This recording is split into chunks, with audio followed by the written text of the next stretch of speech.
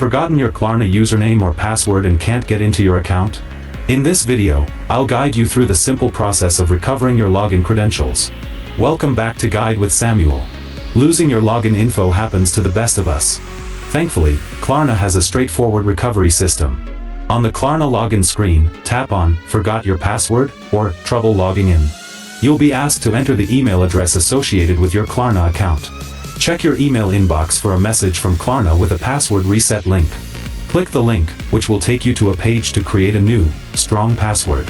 If you've forgotten which email you used, you may need to contact support. Using a phone number associated with your account can also be a recovery method. A crucial pro tip: use a password manager. Apps like LastPass or Bitwarden can store your login details securely, so you never have to go through the recovery process again. They can also generate strong, unique passwords for you. And just like that, you're back in control of your account. Recovering your login is a quick fix that gets you back to shopping. What's your go-to method for remembering passwords? Memory, a notebook, or a password manager? Let us know.